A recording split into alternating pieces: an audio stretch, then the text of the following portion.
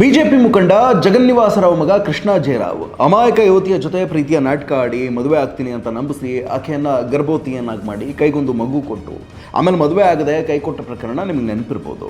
ಸದ್ಯ ಈ ಪ್ರಕರಣದಲ್ಲಿ ಮಹತ್ವದ ಬೆಳವಣಿಗೆ ನಡೆದಿದೆ. ಸಂತ್ರಸ್ತ ಯುವತಿಗೆ ಆರೋಪಿ ಕೃಷ್ಣ ಜೇರಾವ್ ಜೀವನಾಂಶ ಕೊಡಬೇಕು ಅಂತ ಕರ್ನಾಟಕ ಹೈಕೋರ್ಟ್ ಆದೇಶವನ್ನು ಹೊರಡಿಸಿದೆ. ಈ ಆದೇಶ ದೇಶದ ನ್ಯಾಯಿಕ ವ್ಯವಸ್ಥೆಯಲ್ಲೇ ಬಲು ಅಪರೂಪದ್ದು ಮತ್ತು ಮದುವೆ ಆಗೋದಾಗಿ ನಂಬಿಸಿ ಹೆಣ್ಣು ಮಕ್ಕಳ ಬದುಕಿನ ಜೊತೆ ಚೆಲ್ಲಾಟ ಆಡೋರಿಗೆ ತಕ್ಕ ಪಾಠ ಕಲಿಸೋ ನಿಟ್ಟಿನಲ್ಲಿ ಹೈಕೋರ್ಟ್ ಕಠಿಣ ಕ್ರಮವನ್ನು ಕೈಗೊಂಡಿದೆ ಅಂತ ಹಲವು ಮಂದಿ ಕಾನೂನು ತಜ್ಞರು ಅಭಿಪ್ರಾಯಪಟ್ಟಿದ್ದಾರೆ. ಈ ಕೃಷ್ಣ ಜೇರಾವ್ ಏನಿದ್ದಾನೆ, ಈತನ ವಿರುದ್ಧ ಅನ್ಯಾಯಕ್ಕೊಳಗಾದ ಸಂತ್ರಸ್ತ ಹೆಣ್ಣುಮಗಳು ಪುತ್ತೂರಿನ ಪೊಲೀಸ್ ಸ್ಟೇಷನ್ನಲ್ಲಿ ಅತ್ಯಾಚಾರ ಪ್ರಕರಣವನ್ನು ದಾಖಲಿಸಿದರು. ಆತನ ಬೆಂಬಲಕ್ಕೆ ನಿಂತಿದ್ದ ತಂದೆ ತಾಯಿ ಹಾಗೂ ಸಂಬಂಧಿಗಳ ಮೇಲೂ ಕೂಡ ಪ್ರಕರಣ ದಾಖಲಾಗಿತ್ತು. ಕೃಷ್ಣ ಜೇರಾವ್ ಸದ್ಯ ಇಂಜಿನಿಯರಿಂಗ್ ಓದ್ತಾ ಇದ್ದಾನೆ. ಆತ ಮಗು ತನ್ನದಲ್ಲ ಅಂತ ಹೇಳ್ತಿಲ್ಲ. ಈ ವಿಚಾರದಲ್ಲಿ ಆತನ ಪೋಷಕರದ್ದು ಯಾವುದೇ ಪಾತ್ರ ಇಲ್ಲ.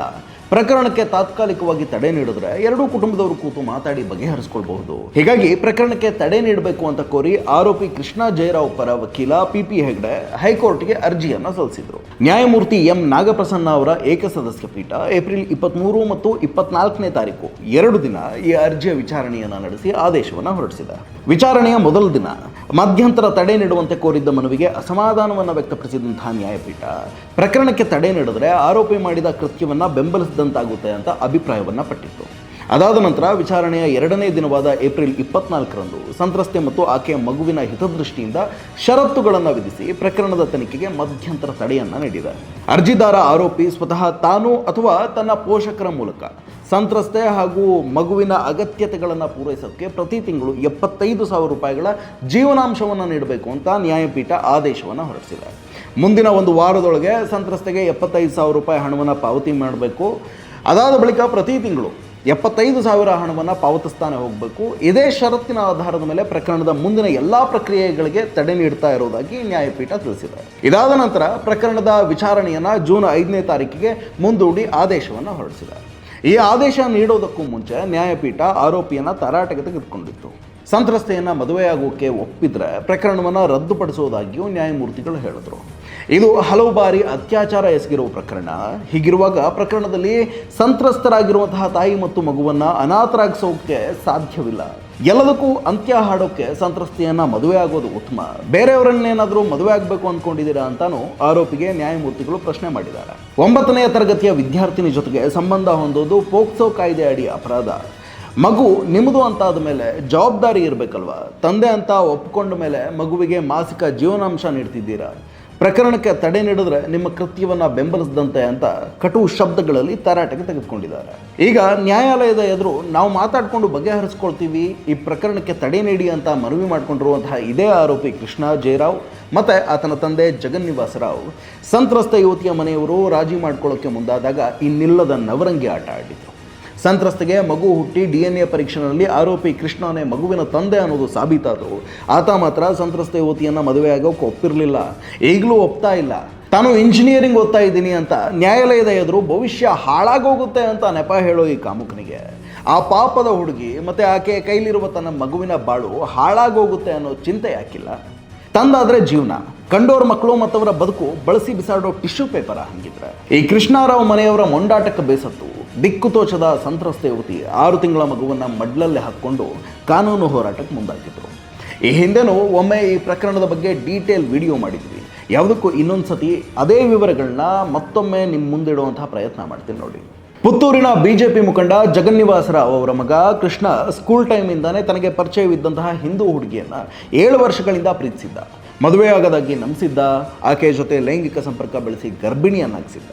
ಯುವತಿ ಗರ್ಭಿಣಿಯಾಗಿದ್ದಾಳೆ ಅನ್ನೋ ವಿಚಾರ ತಿಳಿತಾನೆ ಮದುವೆ ಆಗೋಕ್ಕೆ ನಿರಾಕರಿಸಿದ್ದ. ಆನಂತರ ಪ್ರಕರಣ ಪೊಲೀಸ್ ಠಾಣೆಯ ಮೆಟ್ಟಿಲೇರಿತ್ತು.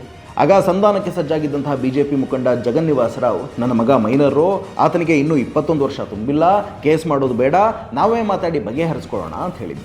ಮಗನಿಗೆ 21 ವರ್ಷ ತುಂಬಿದ ಕೂಡಲೇ ಇಬ್ಬರಿಗೂ ತಾನೇ ಮುಂದೆ ನಿಂತು ಮದುವೆ ಮಾಡಿಸ್ತೀನಿ ಅಂತ ಪೊಲೀಸರ ಎದುರು ಮುಚ್ಚಳಿಕೆಯನ್ನು ಕೂಡ ಬರೆದು ಕೊಟ್ಟಿದ್ದ. ಅದಾದ ಕೆಲ ತಿಂಗಳ ನಂತರ ಆರೋಪಿ ಕೃಷ್ಣನಿಗೆ 21 ವರ್ಷ ತುಂಬುತ್ತೆ. ಯುವತಿ ಮನೆಯವರು ಮದುವೆ ಮಾಡಿಸಿ ಅಂತ ಕೇಳಿದಾಗ ಮದುವೆ ಮಾಡಿಸ್ತೀನಿ ಅಂತ ಮಾತು ಕೊಟ್ಟಿದ್ದ ಐನಾತಿ ಅಪ್ಪ ವರ್ಷ ಬದಲಿಸ್ತಾನೆ. ನನ್ನ ಮಗ ಈಗ ಮದುವೆ ಆಗೋಕೆ ಹೋಗ್ತಾ ಇಲ್ಲ, ಆತ ಈಗ ಮೇಜರು, ಅವನ ಜೀವನದ ನಿರ್ಧಾರ ಅವನಿಗೆ ಬಿಟ್ಟಿದ್ದು, ಅವನನ್ನೇ ಕೇಳ್ಕೊಳ್ಳಿ ಅಂತ ಯೂಟರ್ನ್ ಹೊಡಿತಾನೆ. ಆತ ಮಗ ಕೂಡ ನಾನು ಆ ಯುವತಿಯನ್ನು ಮದುವೆ ಆಗಲ್ಲ ಅಂತ ಅಪ್ಪನ ತಾಳಕ್ಕೆ ತಕ್ಕಂತೆ ಕುಣಿಯೋಕ್ಕೆ ಶುರು ಮಾಡ್ತಾನೆ. ಮೊದಲು ಸಂಧಾನದ ಮೂಲಕ ಬಗೆಹರಿಸಿಕೊಳ್ಳಕ್ಕೆ ಒಪ್ಪಿದ್ದಂತಹ ಆರೋಪಿ ಕೃಷ್ಣನ ಕುಟುಂಬದವರು ಆಮೇಲೆ ಉಲ್ಟಾ ಹೊಡೆದು ಮದುವೆಗೆ ಒಪ್ಪದೇ ಇದ್ದಾಗ ಯುವತಿ ಕಾನೂನು ಹೋರಾಟವನ್ನು ಮುಂದುವರಿಸ್ತಾರೆ. ಕೃಷ್ಣನ ವಿರುದ್ಧ ಸ್ಥಳೀಯ ಪೊಲೀಸ್ ಠಾಣೆಯಲ್ಲಿ ಪ್ರಕರಣ ದಾಖಲಾಗುತ್ತೆ. ತಲೆಮರೆಸಿಕೊಂಡಿದ್ದಂತಹ ಆರೋಪಿಯನ್ನ ಕಳೆದ ಜುಲೈ 5ನೇ ತಾರೀಕು ದಕ್ಷಿಣ ಕನ್ನಡದ ಪೊಲೀಸರು ಟಿ ನರಸೀಪುರದ ಬಳಿ ವಶಕ್ಕೆ ಪಡೆದು ವಿಚಾರಣೆಗೆ ಒಳಪಡಿಸಿದ್ರು. ಆನಂತರ ಜೈಲು ಸೇರಿದ್ದಂತಹ ಆರೋಪಿ ಜಾಮೀನಿನ ಮೇಲೆ ಹೊರಬರ್ತಾನೆ. ಕಾನೂನು ಹೋರಾಟ ಜಾರಿನಲ್ಲಿರುವಾಗಲೇ ಸಂತ್ರಸ್ತೆ ಮಗುವಿಗೆ ಜನ್ಮ ನೀಡ್ತಾರೆ. ಆದರೆ ಆರೋಪಿ ಮಾತ್ರ ಮಗು ತನ್ನದಲ್ಲ ಅಂತ ವಿತಂಡವಾದವನ್ನು ಶುರುವಿಟ್ಕೊಳ್ತಾನೆ. ಆಗ ತನ್ನ ಹೋರಾಟದಲ್ಲಿ ಇನ್ನೊಂದು ಹೆಜ್ಜೆ ಮುಂದೆ ಹೋದ ಸಂತ್ರಸ್ತೆ ಮಗುವಿನ DNA ಪರೀಕ್ಷೆಯನ್ನು ಕೂಡ ಮಾಡಿಸ್ತಾರೆ. ಆ DNA ವರದಿನಲ್ಲೂ ಮಗುವಿಗೆ ಆರೋಪಿ ಕೃಷ್ಣನೇ ತಂದೆ ಅನ್ನೋದು ಸಾಬೀತಾಗುತ್ತೆ. ಇಷ್ಟಾದ ಮೇಲೂ ಆ ಮಗು ತನ್ನದಲ್ಲ ಅಂತ ವಾದಿಸ್ತಾನೆ ಬಂದ ಆರೋಪಿ ಕೃಷ್ಣ ಯುವತಿಯನ್ನ ಮದುವೆ ಆಗಲ್ಲ ಅಂತ ಮೊಂಡಾಟವನ್ನು ಶುರುವಿಟ್ಕೊಳ್ತಾನೆ. ಇದೆಲ್ಲದರ ನಡುವೆ KP ನಂಜುಂಡಿ ಸೇರಿದಂತೆ ವಿಶ್ವಕರ್ಮ ಸಮುದಾಯದ ಮುಖಂಡರು ಮತ್ತು ಯುವತಿಯ ಕಡೆಯವರು ಕೃಷ್ಣ ಮತ್ತು ಆತನ ಕುಟುಂಬಸ್ಥರ ಮನವೊಲಿಸೋಕೆ ನಡೆಸಿದ ಪ್ರಯತ್ನಗಳೆಲ್ಲವೂ ವಿಫಲವಾಗಿದ್ದಾವೆ. ಮದುವೆಗೆ ಒಪ್ಪದೆ ನಾನಾ ಷರತ್ತುಗಳನ್ನ ಹಾಕ್ತಾ ಬಂದಂತಹ ಜಗನ್ನಿವಾಸ ರಾವ್ ನನ್ನ ತಾಯಿಗೆ ಆಮಿಷ ಒಡ್ಡುವಂತಹ ಪ್ರಯತ್ನಗಳನ್ನ ಕೂಡ ನಡೆಸಿದ್ರು ಅಂತಾನು ಸಂತ್ರಸ್ತೆ ಆರೋಪಿಸಿದ್ರು. ಕೃಷ್ಣ ಮತ್ತು ಆತನ ಮನೆಯವರ ನವರಂಗಿ ಆಟಕ್ಕೆ ಬೇಸತ್ತು ಹೋದಂತಹ ಸಂತ್ರಸ್ತೆ ಕೊನೆಗೆ ಆರೋಪಿಯ ವಿರುದ್ಧ ಪುತ್ತೂರು ಪೊಲೀಸ್ ಠಾಣೆಯಲ್ಲಿ ಕ್ರಿಮಿನಲ್ ಕೇಸ್ ದಾಖಲಿಸಿ ಕಾನೂನು ಹೋರಾಟವನ್ನು ಮುಂದುವರಿಸ್ತಾರೆ. ಇದೀಗ ಪ್ರಕರಣ ಹೈಕೋರ್ಟ್ ಮೆಟ್ಟಿಲೇರಿದೆ. ಆರೋಪಿ ಕೃಷ್ಣ ಸಂತ್ರಸ್ತೆಗೆ ಮಾಸಿಕ ಜೀವನಾಂಶ ನೀಡುವ ಷರತ್ತಿಗೆ ಒಪ್ಪಿಕೊಂಡಿರೋದ್ರಿಂದ ಹೈಕೋರ್ಟ್ ಪ್ರಕರಣಕ್ಕೆ ಮಧ್ಯಂತರ ತಡೆಯನ್ನು ನೀಡಿದೆ. ಜೂನ್ 5ಕ್ಕೆ ನಡೆಯಲಿರುವಂತಹ ಮುಂದಿನ ವಿಚಾರಣೆಯಲ್ಲಿ ಇಡೀ ಪ್ರಕರಣ ಯಾವ ತಿರುವನ್ನು ಪಡೆದುಕೊಳ್ಳಲಿದೆ ಅನ್ನೋದನ್ನು ಕಾದು ನೋಡಬೇಕಿದೆ. ಆರೋಪಿಯ ತಂದೆ ರಾಜಕೀಯ ಪಕ್ಷದಲ್ಲಿರೋ ಕಾರಣಕ್ಕೆ ರಾಜಕೀಯ ಎದುರಾಳಿಗಳು ಈ ಪ್ರಕರಣವನ್ನು ಬಳಸ್ಕೊಳ್ತಿದ್ದಾರೆ ಅಂತ ಆರೋಪಿ ಪರ ವಕೀಲರು ಹೇಳಿದ್ದಾರೆ. ಬೇಟಿ ಬಚಾವೋ ಬೇಟಿ ಪಡಾವೋ ಅಂತ ಉದ್ದುದ್ದ ಭಾಷಣ ಬಗೆಯೋ ಈ BJP ನಾಯಕರ ಮಗ ಮಾಡಿದ ಗನಾಂದಾರಿ ಕೆಲಸಕ್ಕೆ ಆತನಿಗೆ ಬುದ್ಧಿ ಕಲಿಸಬೇಕಾದ ತಂದೆ ಅನಿಸ್ಕೊಂಡಿರುವಂಥ ಅದೇ BJP ಮುಖಂಡ ತನ್ನ ಮಗನ ರಕ್ಷಣೆಗೆ ನಿಂತಿರುವಾಗ ಜನ ಉಗಿಯೋ ಬದಲು ಆರತಿ ಎತ್ತಾರೆ ಅಂದ್ಕೊಂಡಿದ್ದೀರಾ?